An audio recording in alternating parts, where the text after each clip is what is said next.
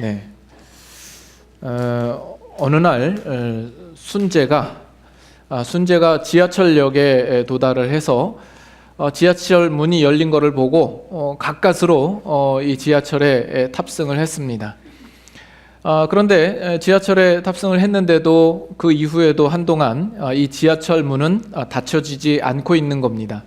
그래서 궁금한 나머지 순재는 이 지하철 밖으로 머리를 쭉 내밀고 살펴보았습니다. 그 순간 갑자기 지하철 문이 징하고 닫히게 된 겁니다. 목이 끼고 말았죠.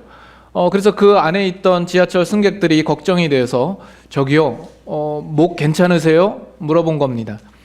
잠시 후에 지하철 문이 다시 열리고 이 순재는 머리를 다시 지하철 안으로 들이밀면서 기쁨에 찬 목소리로 이렇게 말했답니다. 나 말고 2명 더 있었어. 이해가 되십니까? 밖을 내다보다가 목이 낀 사람이 자기 말고도 2사람이 더 있는 걸 확인하고 들어온 겁니다. 참 어떻게 보면 창피하고 또 수치스럽고 또 공경에 빠진 모습이지만 우리도 그런 경험이 있지 않습니까? 내가 살아가는 내 인생의 일들이 나에게만 일어난 일이 아니라 다른 사람에게도 일어난 일인 것을 알 때 우리는 위안을 얻고 또 마음에 기쁨이 있을 때가 있습니다. 오늘 말씀을 통하여서 우리의 인생 속에 걸어가면서 가지는 우리의 어려운 문제들에 대하여서 사도 바울도 또 다른 사람들도 같은 문제를 안고 살아간다라는 것을 우리가 확인하면서 또 위안도 받고 또 그 안에서 깨우침이 있기를 바라는 마음입니다. 우리가 지난주에는 로마서 1장 9절 말씀을 가지고 함께 나누었습니다. 그 말씀 속에서 사도 바울이 그의 아들의 복음 안에서 나의 심령으로 섬기는 하나님이라는 그 표현 속에서 사도 바울이 그의 전체적인 삶과 사역을 어디에 국한시켜 있었는가? 바로 그의 아들의 복음 안에 모든 것을 국한시켜서 그의 삶을 살았다라는 것을 우리가 확인했고, 그가 어떠한 마음가짐으로 하나님을 섬겼는가? 그의 아들의 복음 안에서 나의 심령으로 하나님을 섬겼다라고 이야기를 했죠. 그래서 그리스도의 복음이 이 사도 바울의 뼛속까지 가득 차서 전인격적으로 하나님을 섬겼던 것을 우리가 보았습니다. 9절 하반절 말씀에는 그렇게 섬기는 하나님을 증인으로 내세워서 바울이 고백하기는 항상 내 기도에 쉬지 않고 너희를 말하며 이렇게 표현합니다. 사도 바울이 그 마음 안에 언제나 이 로마에 있는 그리스도인들을, 그 성도들을 마음에 품고 기도해 왔던 것을 우리가 알 수가 있습니다. 오늘 우리가 읽었던 10절 이하의 말씀 속에서 거기서도 사도 바울이 나의 심령으로 하나님을 섬긴다 했던 그 의미의 또 다른 모습들을 우리가 살펴보기를 원합니다. 그래서 10절을 보시면 이렇게 나옵니다. 어떻게 하든지 이제 하나님의 뜻 안에서 너희에게로 나아갈 좋은 길 얻기를 구하노라. 여기 보면 하나님의 뜻 안에서 라고 이야기를 하고 있죠. 언제나 사도 바울은 하나님의 뜻 안에서 그 모든 길을 결정하고 나아가기를 바랬던 마음이 있는 것을 봅니다. 사도 바울의 사역과 삶의 또 다른 특징이라고 한다면 바로 이 하나님의 뜻 안에서 자기 자신을 철저하게 완전하게 복종시키고 있다라는 이 부분일 겁니다. 사도 바울의 인간적인 모습은 어떤 모습일까요? 인간 사도 바울의 모습은 어떤 모습입니까? 우리가 이 사도 바울이 부르심을 입기 전에 사도 바울의 모습을 우리는 성경 속에서 보게 됩니다. 그 모습을 보면 이 사도 바울은 상당히 의지와 집념이 강했던 사람인 것 같습니다. 자신이 무언가 하려고 마음만 먹으면 그것을 어떻게든지 해야 직성이 풀리는 그런 사람 같아 보입니다. 혹시 우리 중에도 그런 비슷한 사람들이 주위에 있지는 않습니까? 아주 자기의 주관이 뚜렷하고 강직하고 견고해서 뜻을 굽히지 않는 그런 사람들 있을지도 모르겠습니다. 사도 바울이 번호받기 전에 그는 예수 믿는 자를 핍박하는 입장에 있었죠. 그가 어떻게 치밀했는지 대제사장에게 공문을 받아가지고 다메섹에까지 가서 예수 믿는 자를 잡아서 예루살렘으로 잡아오고자 계획했던 사람입니다. 그래서 이 모습을 보면 이 사도 바울이 얼마나 계획력과 추진력이 있는 사람이고 의지와 집념이 강한 사람인가 하는 것을 우리는 짐작하여 알 수가 있는 겁니다.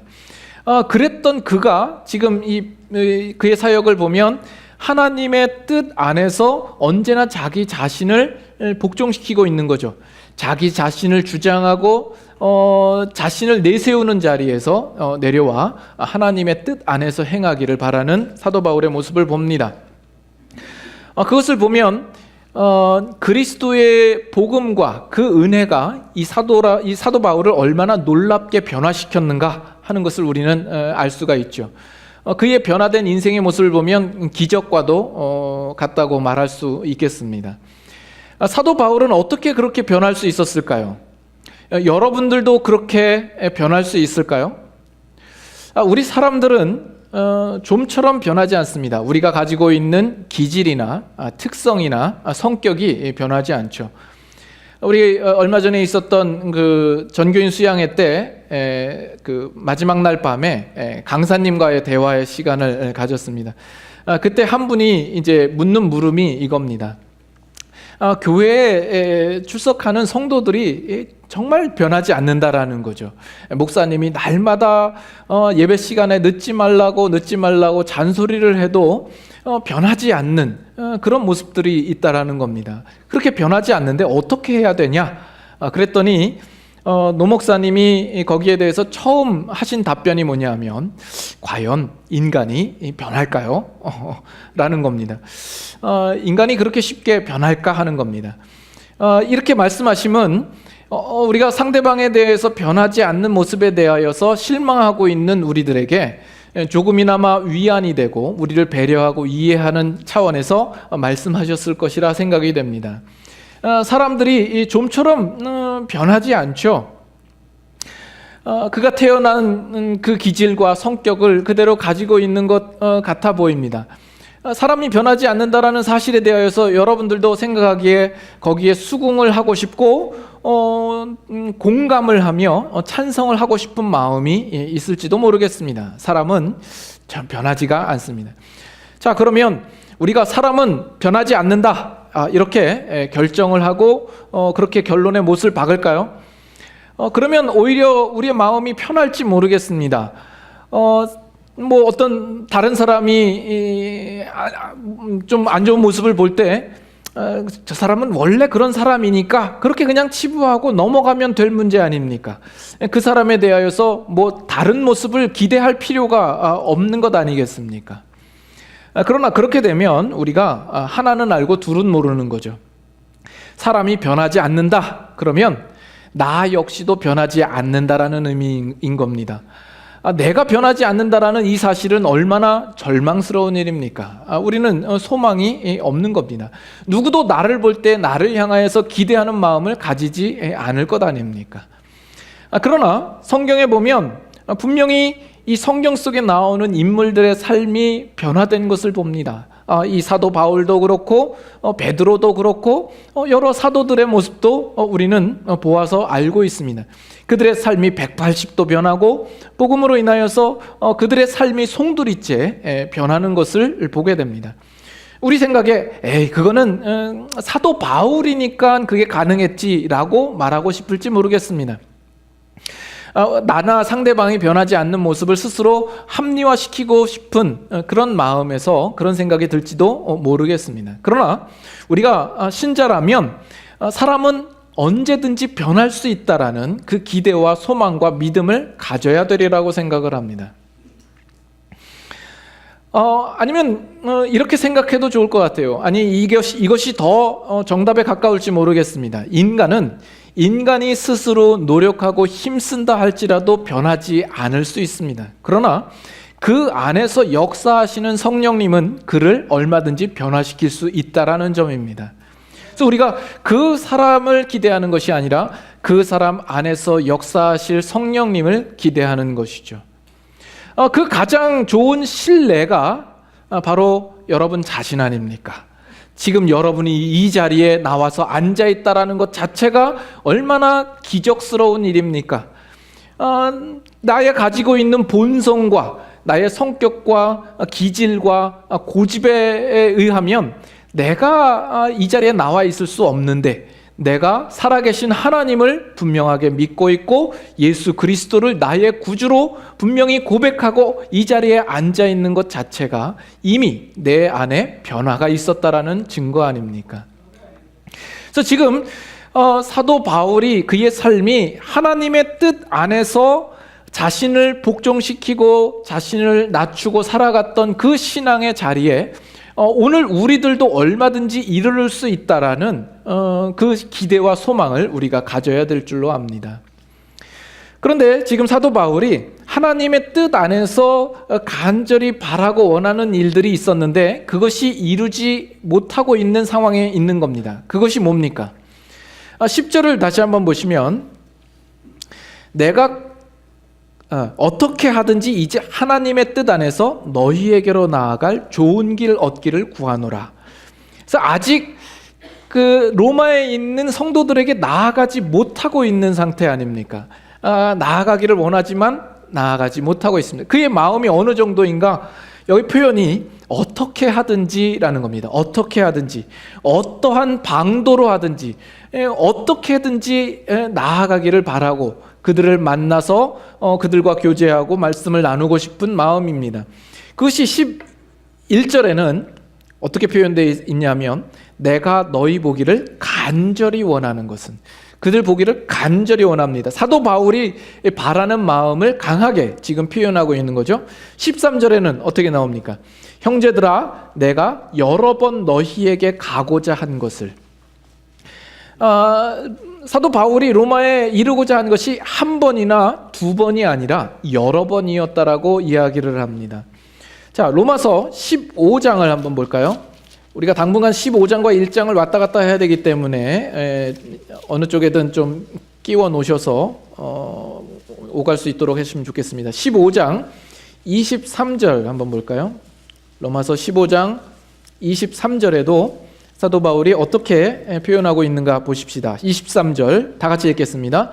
이제는 이 지방에 일할 곳이 없고 또 여러 해 전부터 언제든지 서바나로 갈 때에 너희에게 가기를 바라고 있었으니, 여기에도 보면 여러 해 전부터 너희에게 가기를 바라고 있었다라고 이야기를 합니다. 그래서 지금까지 했던 내용들을 종합해 보면 사도 바울은 이 로마에 가서 로마에 있는 성도들을 만나기 위하여서 여러 해 전부터 계획하고 또 여러 번을 시도를 하고 간절한 마음으로 바랬습니다. 그러나 지금 가지 못하고 있는 상황 속에 있다라는 거죠. 여기에서 우리가 한 가지 기억해야 될 것은 우리가 대체로 생각할 때 이런 사도 바울 정도 같은 인생이라면 그의 삶 가운데 어떤 난제나 어려움이 없을 것이라는 기대와 상상을 하기가 쉽습니다. 누구보다 하나님과 친밀한 관계 속에 있고 정말 하나님의 뜻을 따라서 위대한 인생을 살았던 이 사도 바울에게는 그 원하는 것들을 여러 해 동안이나 시도했지만 응답받지 못하는 일이 없었을 것이라는 생각을 우리가 하기 쉽다라는 겁니다. 그러나 지금 사도 바울이 바라는 그 마음을 지금 여태 이루지 못하고 있는 거예요. 거기다가 지금 사도 바울이 로마로 가고자 하는 이유는 뭐예요? 로마에 관광하러 가나요? 놀러 가나요? 정말 그리스도의 복음을 가지고 그 복음 사역을 위하여서 가기를 바라는 거예요. 정말 하나님의 뜻에 부합될 이유가 없는데도 불구하고 하나님께서 그것을 이루지 못하고 지금 이루시지 않고 사도 바울도 지금 가지 못하고 있는 상황입니다.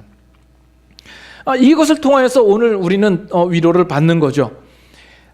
이 대사도이고 예외적이고 특별한 사람인 사도 바울에게 이러한 일이 일어날 수 있는 일이라면 오늘 우리들에게도 얼마든지 일어날 수 있기 때문에 그렇습니다. 심지어 우리가 하나님의 뜻대로 산다고 할지라도 우리가 그 원하는 바대로 되지 않을 수 있다라는 것을 우리는 여기서 분명히 알 수 있게 되는 것이죠. 사도 바울은 나름대로 어떤 여행에 대한 계획을 가졌을 겁니다. 여행 일정과 계획을 세웠을 겁니다. 그러나 그가 가진 전제가 뭔고 하니 하나님의 뜻 안에서였다라는 점입니다. 너희에게 나아갈 좋은 길을 얻기를 원하노라, 구하노라. 이 좋은 길이라는 것이 그저 사도 바울이 생각하기에 좋은 길이 아니라 하나님의 뜻 안에서 좋은 길이기를 그는 바랬던 것이죠. 그래서 사도 바울은 철저하게 하나님의 뜻 안에서 자신을 복종하고 순종할 마음으로 있었던 것을 우리가 보게 됩니다. 그러나 어떻게 됐다고요? 가지 못했다고요. 그래서 로마서 1장 13절에 어떻게 표현하냐면 마지막에 이렇게 얘기를 합니다. 너희 중에서도 다른 이방인 중에서와 같이 열매를 맺게 하려 함이로되 지금까지 길이 막혔도다 이야기를 합니다. 바울이 원하는 일이요, 그것이 분명한 하나님의 복음 전하는 일이었음에도 불구하고 지금까지 길이 막혔다라고 이야기를 해요. 이것은 그의 사역 속에 어떤 방해와 장애가 있었다라는 것이요, 사도 바울이 자신의 인생 속에 그런 방해가 있다라는 것을 스스로 인정하고 있다라는 겁니다. 그것을 15장에 가면 22절, 15장 22절 다시 한번 보실까요?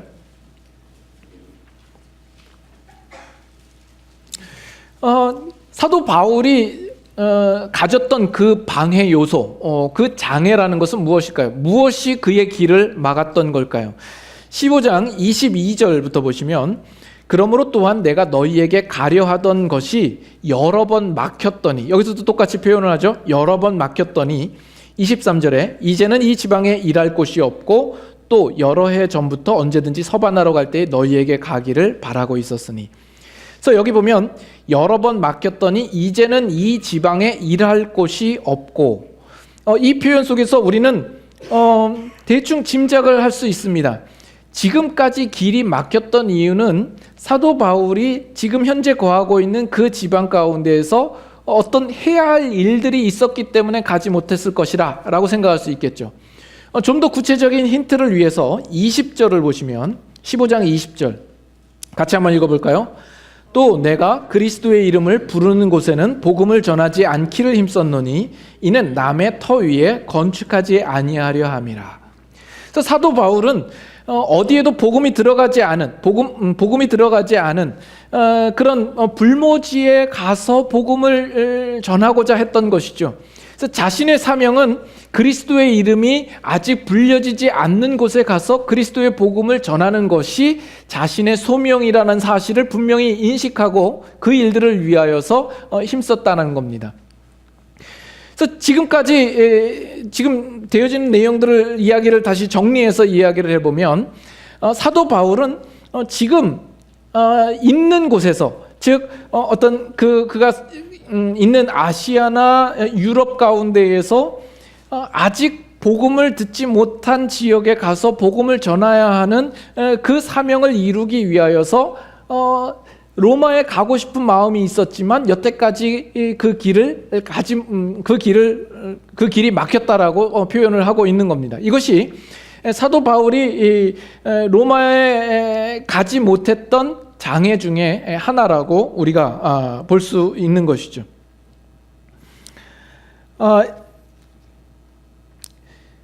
그래서 23절 보면 그런데 이제는 이 지방에 일할 곳이 없고, 이걸 보면 어느 정도 이제는 사도 바울이 그곳에서 일해야 되는 부분들이 어느 정도 해소되고 이제 그 부분들이 어느 정도 되었다라고 생각이 되어서 그 이후에 이제 너희 서반하러 갈 때 너희에게 가기를 바라고 있다라는 이야기를 합니다. 더욱 로마에 이제 소원하는 마음을 품고 서반하러 갈 때에 그들을 들러서 갈 계획을 지금 세우고 있는 겁니다.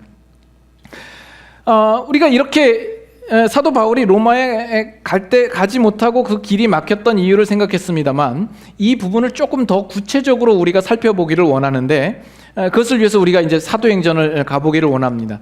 근데 이 사도행전에도 사도 바울이 이 전도 사역, 복음 사역을 하는 가운데 그 길이 막혀서 어쩔 수 없이 다른 길로 행하게 된 그런 사건이 있죠. 사도행전 16장 한번 볼까요? 사도행전 16장 6절, 7절입니다.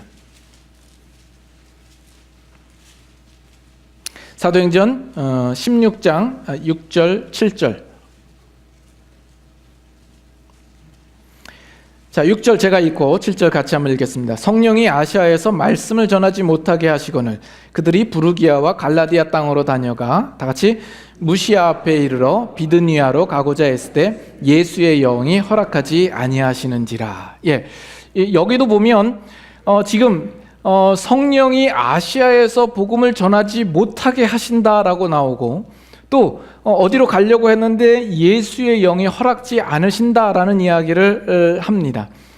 이 이야기는 지금 그 성령이 이 로마 제국령 안에 있는 아시아에서 복음을 전하지 못하도록 하셨다라는 이야기가 됩니다. 사도 바울은 나름대로 어떤 여행에 대한 일정과 계획을 세웠을 것입니다. 그래서 좋은 길이 열렸다 생각하여서 그 길로 가고자 애썼지만 지금 성령님께서 그 일들을 막으시는 거죠. 지금 사도 바울의 이 복음 사역 속에 때로는 그 길을 가지 못하도록 막기도 하고 통제하기도 하고 제어하기도 하는 일들이 있었습니다. 그런데 그 가고자 하는 일을 금하고 제어하고 통제하는 그 주체가 누구냐 하면 성령님이었다라는 이야기입니다. 물론 이 사도 바울이 이 성령님께 언제나 민감했겠죠. 그러자 성령님께서 때로는 그가 가고자 하는 길을 순조롭게 인도하시기도 하겠지만 또 어떤 때는 그 가는 길을 막고 금하시고 허락지 않으신 일도 있었다라는 겁니다. 이걸 보면 모든 최고의 권위와 결정권은 성령님께 있다라고 우리는 말할 수 있습니다. 여러분의 인생도 모든 최고의 권위와 결정권이 성령님께 있음을 여러분 믿으십니까? 근데 이 성령님에 대한 이해가 내가 가진 어떤 판단과 이해와 이성을 완전히 멈춰버리는 것을 의미하지는 않습니다. 종종 우리가 신앙생활을 할 때 그렇게 이해하시는 분들이 종종 있습니다. 과거에 캠퍼스 선교 단체 같은 데 보면 아주 신앙이 투철하고 열정적이고 뜨거운 그런 분들 가운데에서는 그렇게 이해하는 경우가 있습니다. 우리가 모여서 회의하고 이런 걸 왜 하냐? 우리가 같이 기도하고 성령님의 응답을 구해야 되지 않겠냐라는 것이죠. 그것이 좀 뭔가 더 신령해 보이고 경건해 보일 수 있을지 모르겠습니다. 그러나 만일 정말 우리가 어떤 계획도 세우지 말고 우리가 어떤 이성으로 계산하고 판단하지 말고 정말 오로지 기도하여서 성령님께만 의존해서 성령님께서 나에게 응답하시기 전에는 내가 한 발자국도 움직이지 않겠노라. 그래서 기도하고 성령님이 어떻게 하시는가 보자라는 것으로 이해를 한다면 지금 사도 바울은 아주 잘못하고 있는 겁니다. 사도 바울도 그럴 것 같으면 그가 선교 여행을 떠나기 전부터 성령님께 물어봐서 어디로 가야 할까요? 그가 움직이기 전에 성령님의 응답을 받고 떠나야 할 것 아닙니까? 근데 사도 바울을 보면 그가 먼저 어디로 갈 것을 정하고 가고자 애썼다라고 나옵니다. 아시아와 비두니아로 가고자 애썼고 또 로마에 갈 때도 서바나를 갈 때에 들러갈 계획들을 세우고 있었다라는 거죠. 하나님께서 우리에게 이성과 또 판단할 수 있는 사고와 이해를 주셨습니다. 그것은 결코 나쁜 것이 아닙니다. 우리는 그것을 사용할 수 있고 또 해야만 하는 겁니다. 그래서 사도 바울이 서바나로 갈 때에 로마를 들러갈 계획을 세웠던 것처럼 또는 우리는 어떤 손익 계산을 따질 수 있습니다. 이렇게 하면 우리에게 이익이 되겠다. 이렇게 하면 손해가 되겠다. 우리에게 주신 이성과 상식을 우리는 얼마든지 사용할 수 있습니다. 또 어떤 참고 자료를 참고할 수도 있고 다른 사람의 의견을 들어서 그것을 참조할 수도 있습니다. 이것은 다 신앙 안에서 합법적인 겁니다. 그러나 그러면서도 그 가운데 우리의 길을 가게 하고 못 가게 하고 그 모든 결정권은 오직 하나님께 있다라는 사실을 분명히 인정해야 된다라는 것이죠. 우리가 문을 열려고 해도 열려지지 않는 문이 있을 수 있습니다. 우리가 닫으려고 해도 닫혀지지 않는 문이 있을 수 있습니다. 성령님께서 우리의 계획한 것과 우리가 가고자 하는 일들에 대하여서 인정하시고 허락하시고 그 길을 인도하시는 경우가 있는가 하면, 우리의 가고자 하는 일에 있어서 그 길을 막으시기도 하시고 통제하시기도 하시고 허락하지 않으시는 일도 있는 겁니다. 그래서 우리의 인생도 언제나 그 최고의 권위와 결정권은 성령님께 있다고 우리는 믿어야 할 것입니다.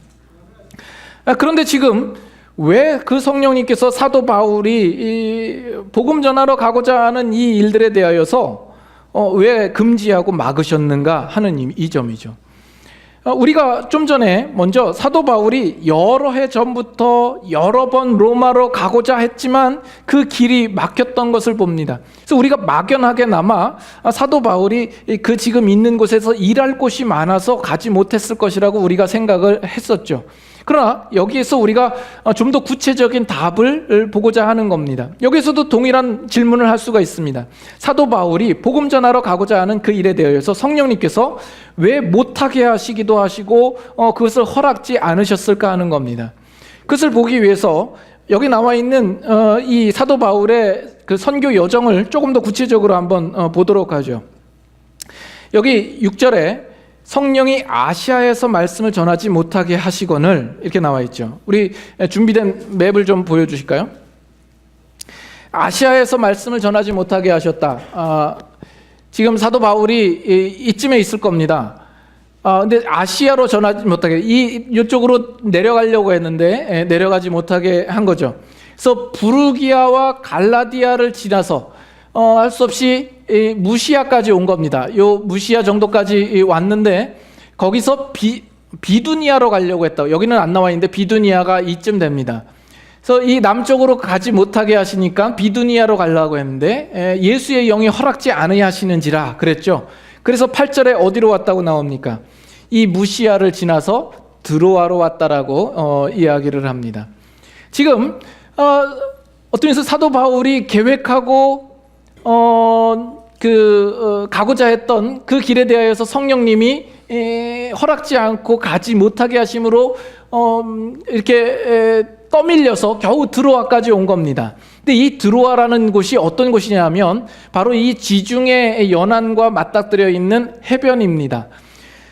이 사도 바울은 이해가 안 되는 거죠. 더 이상 나아갈 곳이 없는 겁니다. 이제는 바다를 맞닥뜨려 있어서 더 이상 갈 곳도 없고 바다를 건넌다고 할지라도 어디로 가야 할지 도대체가 모르는 겁니다.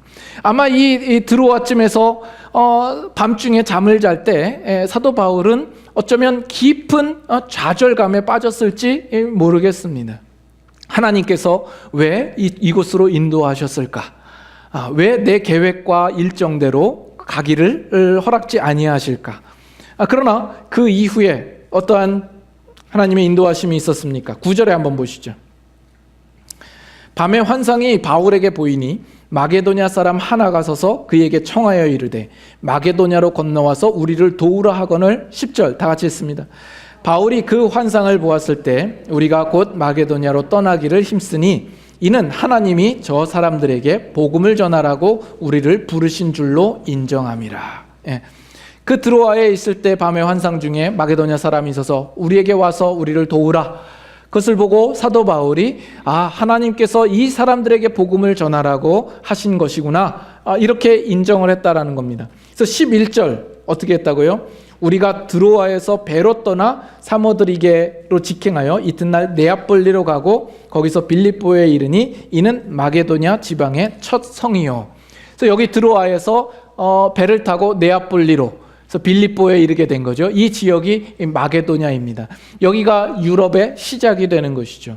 그래서 성령님께서 왜 아시아와 비두니아로 가는 것을 막으셨는가? 그 이유는 사도 바울로 하여금 유럽으로 이동하여 그곳에서 복음을 전하게 하시기 위한 하나님의 뜻이었다라는 것을 우리는 알게 되는 것이죠. 이 부분은 우리에게 시사하는 바가 큽니다. 우리의 인생 속에서도 우리는 때로 장애를 만납니다. 방해를 만납니다. 우리의 앞이 가로막힌 어떤 그 상황을 우리는 만납니다. 더 이상 나아갈 수 없는 현실의 벽에 봉착할 때가 있습니다. 물론 그것이 우리가 욕심을 따라 우리의 정욕을 따라 행하려고 했기 때문에 그 길을 막으신 것일 수도 있겠죠. 그거는 막아도 싸죠. 그러나 그 막는 것조차도 분명한 하나님께서 그 길로 가지 말라라고 막는 것일 겁니다. 그런 경우가 아니더라도 우리가 하나님을 위해서 그 길을 가고자 하고 정말 복음 사역을 위하여서 가기를 원하고 또 내가 신자된 올바른 삶을 살기 위해서 간다고 했을 때 그 길이 막히면 우리로 하여금 참 절망과 좌절에 이르게 할 때가 있습니다. 그러나 이것을 보면 우리가 그것이 잘못된 것이 아니다라는 것을 확인하는 것이죠. 그것은 우리가 실망하고 절망할 일이 아니다라는 얘기입니다. 우리에게 나타난 장애라고 하는 것은 하나님께서 우리로 하여금 하나님의 뜻 가운데서 인도하시려고 하는 또 다른 하나님의 방식인 것을 우리는 알 수 있어야 합니다. 하나님께서 어떠한 문을 닫으신다면 하나님께서는 또 다른 문을 열어놓으시는 겁니다. 그래서 우리가 인생을 가다가 어느 막다른 골목에 다다를 수 있습니다. 더 이상 골목에 출구가 없어 보여요. 그래서 할 수 없이 그 길 끝까지 갑니다. 그런데 그 길 끝에는 그 뒤에서는 전혀 보이지 않던 또 다른 문이 옆으로 나 있는 것을 보게 되는 것이죠. 그런 경우가 여러분의 인생 속에 혹시 있지 않으십니까? 하나님의 뜻 안에서 인도하는 그 길은 언제나 열려 있는 것입니다. 제가 대학부 때 후배 한 명이 군대를 갔습니다. 군대를 갔다가 이제 휴가를 나온 거예요. 휴가를 나와서 우리 이제 대학부에게 이제 좀 간증 비슷하게 한 겁니다.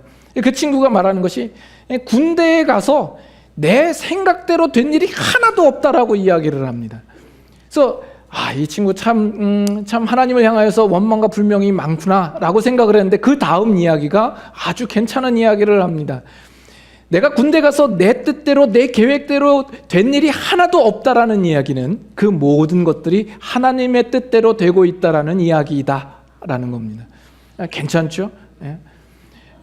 우리의 고백이 그래야 됩니다. 사실 우리의 인생이 그렇지 않습니까? 여러분 앞에 놓이는 장애물들은 불필요한 것인데 여러분 앞에 놓여서 여러분의 살아가는 인생에 손해가 되고 낭비가 되는 것이 아닙니다. 그 모든 것들은 하나님의 뜻 안에서 여러분들을 인도하게 하시기 위한 그 하나님의 위대한 목적과 계획을 이루기 위한 또 다른 그 부분의 길이 되는 것입니다. 그래서 지금 사도 바울도 그 길이 막히고 허락지 아니어서 자기 원하던 대로 가지 않아서 그 사도 바울의 사역이 손해가 되었습니까? 여기 보면 사도 바울이 드로아에 와서 결국은 마게도냐로 갔죠. 마게도냐에서 들릴 곳이 어디입니까? 빌립보, 데살로니가, 베레아, 아덴, 고린도 이런 곳에 가서 사도 바울이 복음을 전할 수 있었고 그곳에 교회가 세워지고 성경에도 그곳에 있는 교회와 함께 교류했던 많은 서신서들이 나타나게 된 것을 우리는 보지 않습니까? 이 마게도냐 지경, 그 유럽의 그 지경 가운데 복음이 전파되어지는 놀라운 결실들과 열매들이 나타나는 것을 우리는 보게 됩니다. 바로 이것이 성령님께서 아시아에서 더 이상 복음을 전하지 못하게 하신 이유이고 그 결과인 겁니다. 이것은 또한 우리가 처음에 보았던 대로 사도 바울이 로마에 가기를 여러 해 전부터 바라고 소원했지만 그 길이 막혔던 이유이기도 하는 것입니다. 그래서 사도 바울이 로마에 결국은 가지 못했을까요? 사도 바울이 마침내는 로마에 가게 됩니다. 그의 계획, 그의 소원했던 대로 로마에 가게 되죠. 그러나 그 가게 된 방법은 사도 바울이 스스로 자신이 계획하고 목적한 방식대로 가지는 않았습니다. 서바나로 갈 때에 그곳을 들른 것도 아닙니다. 어떠한 모습으로 갔죠? 죄인된 신분으로 가게 됐죠. 이것이 사도 바울의 2차 전도 여행입니다. 사도 바울이 그 이후에 3차 전도 여행을 하고 다시 이 예루살렘으로 왔을 때 이 예루살렘에서 유대인들이 이 사도 바울을 죽이려고 합니다. 그래서 소동이 일어나죠. 그래서 사도 바울이 로마 군사에 의해서 체포가 됩니다. 그래서 재판에 넘겨졌죠. 거기서 사도 바울이 자신의 로마 시민권을 이용해서 내가 가이사에게 호소하노라 그랬더니 로마 총독이 네가 가이사에게 호소하였으니 가이사 앞에 가야 될 것이다. 그래서 죄수의 신분으로 다른 죄수들과 함께 배 타고 가게 되죠. 배 타고 가면서 광풍을 만나게도 되고 뭐 멜리데라는 섬에 불시착하게도 되고 그래서 겨우 여기 로마에 이르게 되는 겁니다. 그래서 사도행전 마지막이 이 로마의 그 셋집에서 갇히게 되는 어떤 그 모습으로 이제 끝나게 되는 거죠. 이걸 보면 사도 바울의 삶 가운데 하나님께서 어떻게 간섭하시고 그를 인도하시는 것을 보게 됩니다. 사도 바울은 그런 방식으로 로마에 갈 것이라고는 상상도 못했겠죠. 그러나 결국 하나님의 뜻에 따라 로마에 이르게 되는 겁니다. 우리가 두 구절만 한번 보죠. 잠언 16장. 잠언 16장.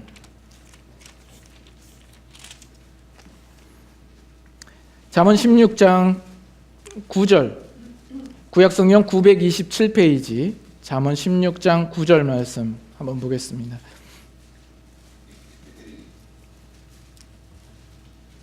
같이 한번 읽겠습니다. 사람이 마음으로 자기의 길을 계획할지라도 그의 걸음을 인도하시는 이는 여호와시니라. 우리는 이것을 기억할 필요가 있습니다. 여러분의 인생과 삶 가운데에도 이 말씀을 분명히 기억해야 할 것입니다. 이사야서 55장, 우리가 잘 아는 말씀, 구약성경 1035페이지, 이사야서 55장 8절과 9절 말씀, 이사야서 55장 8절과 9절 말씀. 8절 제가 읽고 9절 같이 읽겠습니다. 이는 내 생각이 너희 생각과 다르며 내 길은 너희의 길과 다름이니라. 여호와의 말씀이니라. 이는 하늘이 땅보다 높음같이 내 길은 너희의 길보다 높으며 내 생각은 너희의 생각보다 높음이니라. 그래서 우리가 우리의 인생을 살면서 우리가 나름대로 이 길이려니 생각하고 가는 길이 있습니다. 물론 그 길이 하나님께서 인정하시고 하나님께서 기뻐하시는 길이라면 문제가 없겠죠. 그러나 때로는 그 길이 다른 길로 인도될 때가 있습니다. 그러나 이 말씀대로 그 길이라고 하는 것은 하나님, 우리가 결코 손해되거나 우리가 실패되는 길이 아니라 하나님께서 우리를 위하여서 예비하신 더 크고 놀라운 길, 우리로서는 볼 수 없는 마치 하늘이 땅보다 높음같이 하나님의 그 위대하신 섭리와 계획을 따라 인도되는 그 길이 있다라는 것입니다. 우리는 실패할지 모르지만 하나님은 결코 실패하시지 않으십니다. 우리의 실패가 하나님이 실패하는 것은 아닙니다. 제 개인적인 이야기를 하자면 제 인생 가운데도 그런 간증들이 참 많이 있습니다. 참 싱글 때, 청년 때 정말 여러분들도 그런 비슷한 그 경험이나 과정들이 있으셨으리라 생각이 됩니다만 이 사람인가 싶어서 가면 아니라고 그러고 이 사람입니까? 그러면 또 하나님께서 막으시고, 그래서 그 과정마다 얼마나 깊은 좌절과 또 실망 가운데 있었는지 모릅니다. 하나님께 왜 하나님 나를 이런 곳으로 인도하십니까? 내가 뭐 나조차고 하는 겁니까? 앞으로 목회를 해야 될 사람인데 정말 교회를 위하여서 좋은 사모가 될 배우자를 내가 원하는 건데 그걸 안 들어주십니까? 그렇게 생각을 했었는데 이제 와서 이제 깨닫는 것이죠. 하나님께서 정말 더 좋은 길, 더 좋은 사람을 하나님께서 예비하셨구나라는 것을 이제야 깨닫습니다. 그러나 뭐 저희 집사람은 지금 다른 생각을 하고 있는지 모르죠. 아니 왜 이런 시련을 나한테 주십니까? 이러고 있을지도 모르겠습니다. 하여튼 저는 그렇습니다. 제가 우리 교회에 온 것도 마찬가지입니다. 우리 교회에 올 때도 정말 어디로 갈지 정말 난감하고 정말 그 길이 막혀서 정말 그 막다른 골목에 있는 것 같습니다. 이 사도 바울이 드로아에 가서 그 해변 앞에서 절망하고 어디로 갈지 몰라 했던 그런 모습처럼 제 모습이 그런 모습이었는데, 정말 하나님께서 섭리하심과 인도하심을 따라 우리 네이퍼빌 제일장로에 오게 되고 여러분들과 함께 그리스도의 복음을 함께 나눌 수 있는 놀라운 은혜를 허락하여 주신 것을 보게 됩니다. 근데 이것이 저의 간증이지만 여러분들 안에서도 그와 동일한 간증들이 있지 않겠습니까? 우리의 걸어가는 그 길이 정말 하나님의 뜻 안에서 걸어가는 길이 되기 위하여서는 우리가 철저하게 하나님 앞에 복종하고 자기 자신을 낮추는 모습이 필요하리라 생각을 합니다. 지금도 이곳에 있는 성도님들 가운데서는 여러 가지 삶의 어려움들에 봉착하신 분들이 있을지 모르겠습니다. 이 사도 바울이 정말 성령님께서 이쪽으로도 허락하시지 않고 이쪽으로 가려면 길을 막으시고 어쩔 수 없이 떠밀려서 온 자리가 정말 낭떠러지 같고 막다른 골목 같고, 사도 바울이 그 드로아 해변에서 어찌 갈 바를 모르는 어떤 그 상황 속에 놓여 있는 사람들이 있을지 모릅니다. 혹시 그러시다면 하나님 앞에 더욱 나아와 무릎 꿇으시고 기도하십시오. 하나님께서 여러분들을 위하여서 또 다른 길을 예비하셨을 것입니다. 우리가 지금 우리의 눈으로는 그것이 보이지 않을지 모르죠. 그러나 하나님께서 여러분들을 위하여서 분명한 그 좋은 길을 예비하시고 하나님의 뜻 안에서 여러분들을 인도하실 그 계획으로 분명히 있으실 것입니다. 우리 교회도 마찬가지입니다. 이 교회가 정말 나아가는 일들 속에서 여러 가지 방해 요소가 있을 수 있고 그 길이 막혀지는 일들이 있을 수 있습니다. 그러나 그 모든 길 속에서 우리가 하나님의 뜻을 인정하고 하나님의 뜻대로 되기를 바랄 때에 그 모든 것이 합력하여 선을 이루고 우리를 위하여서 놀라운 결실들과 열매를 맺게 하여 주실 줄로 믿습니다. 무엇보다 이 말씀을 준비하고 여러분들과 나누는 그 모든 과정 속에서 제 생각 속에서 떠나지 않는 것은 바로 우리 이제 이번 주 토요일 날 떠나는 벨리즈 단기 선교 팀이죠. 여기 벨리즈 다녀오신 분들도 많이 계신데 그분들은 충분히 공감하실 겁니다. 우리는 여기서 벨리즈 가기 위하여서 여러 가지로 준비합니다. 기도하고 여러 가지 방법을 모색하기도 하고 훈련도 하고 여러 가지 준비를 해가지만 막상 그곳에 가면 사실은 뒤죽박죽 되는 경우가 많습니다. 우리가 생각지 못했던 변수들이 그 앞에서 나타나는 일들이 많이 있습니다. 그러나 그것이 우리를 손해되게 하고 실패되게 한 일은 한 번도 없었다라는 것이죠. 그 일들 속에서 우리가 철저히 하나님 앞에 엎드렸을 때 하나님께서 다른 길을 여시고 그 일들을 통하여서 더 풍성하게 그 결실들을 맺게 하여 주시는 놀라운 은혜들이 있었습니다. 그래서 이번 단기 선교 팀도 가서 그러한 하나님의 놀라우신 일들을 우리가 기대해 봅니다. 그래서 그곳에서 우리가 경험하고 체험한 것을 여러분들과 함께 나중에 와서 함께 나눌 수 있는 그런 간증의 시간이 있을 수 있기를 바랍니다. 이 일들을 위하여서 여러분들도 함께 기도해 주시기를 바랍니다. 그러할 때 우리 여러분들의 모든 삶 가운데에서 이런 사도 바울에게 역사하셨던 그 일들이 동일하게 나타나고 하나님의 뜻 안에서 그 모든 인생들이 아름답게 변화되어져 가고 열매 맺게 되어지는 놀라운 체험과 간증들이 차고 넘치게 될 줄로 믿습니다. 네. 기도하겠습니다.